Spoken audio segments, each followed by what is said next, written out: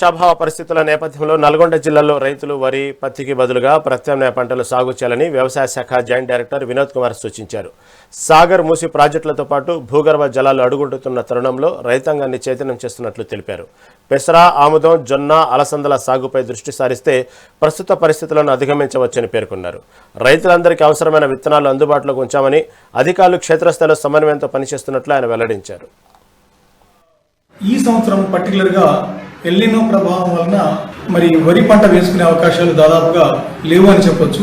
కారణం ఏంటంటే ఎల్నినో ప్రభావం వల్ల నల్గొండ జిల్లాలో కురవాల్సినంత వర్షము జూన్లో కురిసినప్పటికీ జూలై నెలలో 54% లోటుగా కనిపిస్తూ ఉన్నది. అయితే కేవలం వర్షాధార పంటలకు సరిపోని వర్షాలు మాత్రమే వస్తూ ఉన్నాయి. వరదలు వచ్చి ప్రాజెక్టుల నుండి భూగర్భ జలాలు పెరిగేటువంటి వర్షాలు జిల్లాలో రాలేదు. ఇంకా వచ్చే 2-3 నెలల వరకు కూడా అలాంటి పరిస్థితి ఉంటుంది, రాకపోవచ్చు అనేది వాతావరణ శాస్త్రవేత్తల యొక్క అంచనా, మాకు ఇచ్చినటువంటి సలహా. కాబట్టి ఈ పరిస్థితిలో వరి వేసుకుంటే నష్టపోతారు అనే విషయాన్ని రైతాంగానికి మేము ఏఈఓ లెవెల్ నుంచి మొదలుపెట్టి జిల్లా యంత్రాంగం వరకు, అదేవిధంగా మండలాలకు కలెక్టర్ గారు నియమించినటువంటి మండల ప్రత్యేక అధికారుల వరకు కూడా మేము రైతులందరికీ తెలియజేస్తా ఉన్నాము. ఇప్పటికే రైతులందరికీ ఒక అవగాహన వచ్చింది.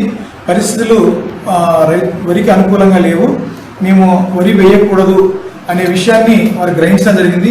అయినప్పటికీ అక్కడక్కడ కొద్దిగా ఉన్నటువంటి నీటి వస్తుతోటి 4 ఎకరాలు ఉన్న రైతు ఒక పావువంతు 1 ఎకరము ఆ విధంగా వేసుకోవడం జరుగుతుంది వారి అవసరాల కోసము.